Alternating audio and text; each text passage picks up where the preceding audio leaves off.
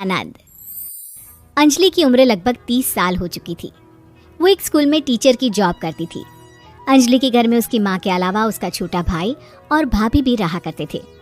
30 साल की उम्र होने के बाद भी अंजलि की अब तक शादी नहीं हुई थी।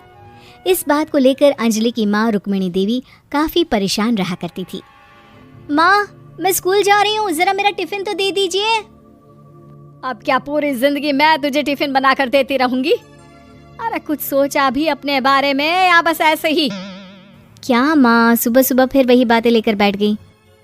माँ गलत क्या कह रही है अंजलि दीदी, इतनी उम्र हो चुकी है आपकी, माँ कब तक आपकी सेवा करती रहेंगी?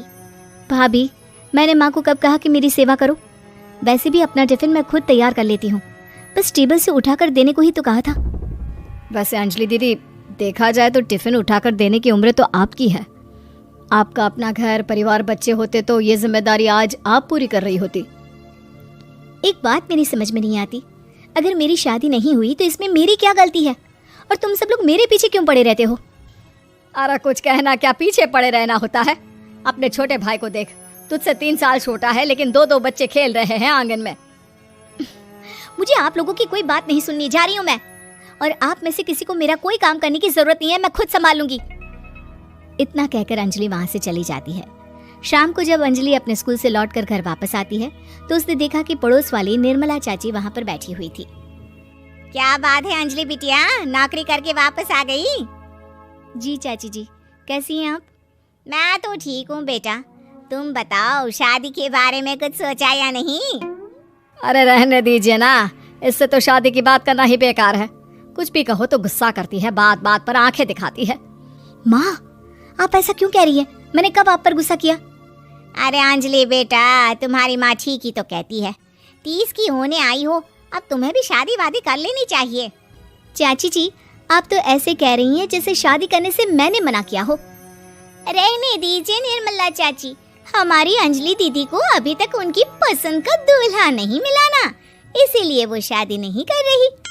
भाभी, ऐसी कोई बात नहीं है। अरे तो फिर क्या बात है? तुम्हारी माँ ने तुम्हारे लिए इतने रिश्ते ढूंढे लेकिन तुम्हें कोई पसंद ही नहीं आता। क्या है ना चाची जी, हमारी ननद रानी नौकरी जो करती है ऐसे ही थोड़ी ना किसी को पसंद कर लेंगी। अरे भाई, नौकरी का घमंड है तो बात अलग है, कोई और बात हो तो बताओ, कोई रास्ता निकाला जाए। नहीं नहीं चाची जी, कोई बात नहीं है, बस मुझे अभी तक अपनी पसंद का कोई मिला नहीं है। सुन लिया आपने, इस लड़की के तो पर निकल आए हैं और इतनी उम्र में अपनी पसंद का कोई मिलेगा भी नहीं इसे। माँ, आप मेरी शादी को लेकर हमेशा मुझे ताने क्यों मारती रहती हैं? अपनी माँ की बातें तो ताने लगती है। ताने हैं? बताओ, मैंने कुछ गलत कहा क्या? देखो, ये सब छोड़ो, मेरी दूर की बुआ का बेटा है, उसकी अभी शादी नहीं हुई है, उम्र होगी कोई 34-35 साल। आप कहें तो बात आगे बढ़ाऊं? अरे हाँ हाँ, क्यों नहीं, ये भी कोई पूछने की बात है। अरे जल्दी से लड़के को यहाँ बुला लो। माँ, आप मुझसे पूछे बिना मेरी शादी की बात करने जा रही हैं और मेरी उम्र 30 भी पूरी नहीं हुई है। निर्मला चाची कह रही है कि वो लड़का 35 साल का है। अंजलि दीदी, आपको क्या लगता है इस उम्र में कोई फिल्म का हीरो आएगा आपके लिए? देखिए, अब पसंद और नापसंद की बात तो रहने दीजिए, पसंद करने की उम्र तो आपकी निकल चुकी, अब तो जो भी मिले उसी से शादी कर लीजिए, इसी में भलाई है। तेरी भाभी बिल्कुल ठीक कह रही है, अब जैसा रिश्ता मिले उसके लिए हाँ कर देना ताकि हम भी गंगा नहाए। ठीक है, चलिए मैं उस लड़के को कहती हूँ, वो कल ही अंजलि को देखने आ जाएगा। अगले दिन निर्मला चाची के दूर का रिश्तेदार अंजलि को देखने उसके घर आता है। उसका नाम था अजय। अंजलि जी, तो आप नौकरी करती हैं, वो भी स्कूल में? जी हाँ, मैं स्कूल में टीचर हूँ। हमारी बेटी बहुत होशियार है। अरे पढ़ने लिखने में इतनी होशियार है, इसीलिए तो इसकी नौकरी लगी है स्कूल में। हाँ हाँ ठीक है आंटी जी, ज़रा मुझे भी तो बात करने दीजिए आपकी बेटी से। जी पूछिए ना, क्या पूछना चाहते हैं? अंजलि मैडम, ये तो बताइए कि आपने अभी तक शादी क्यों नहीं की? बस ऐसे ही, कहीं कोई रिश्ता पसंद नहीं आया इसलिए। लेकिन क्या मैं आपसे पूछ सकती हूँ कि आपने शादी क्यों नहीं की? अंजलि, क्या कर रही हो तुम? लड़कियों को इस तरह की बातें नहीं शोभा देती। रहने दीजिए आंटी जी, आपकी बेटी काफ़ी पढ़ी लिखी है, मैं उनके सवाल का जवाब दे ही देता हूँ। वो क्या है ना, मुझे भी अभी तक अपनी पसंद की कोई लड़की नहीं मिली। अच्छा अच्छा, कोई बात नहीं। वैसे आपकी तनख्वाह कितनी है, कितना कमा लेती हैं महीने का?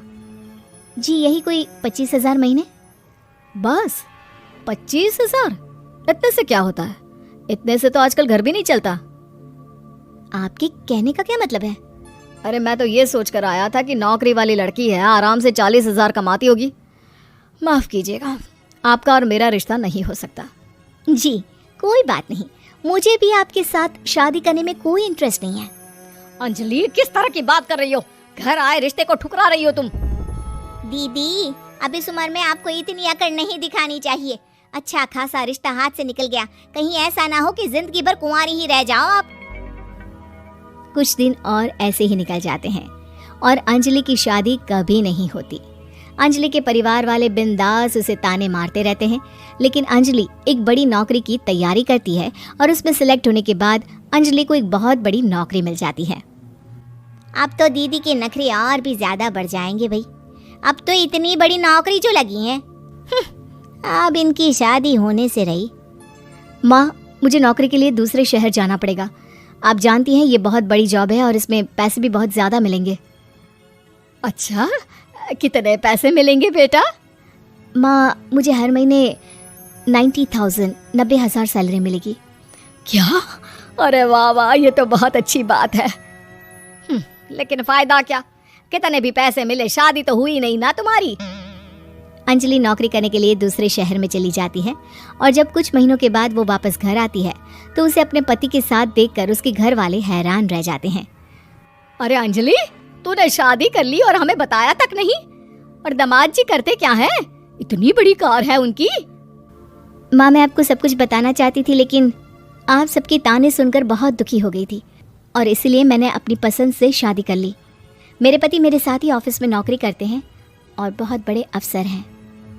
और एक बात बताऊँ माँ, आज मैं बहुत खुश हूँ।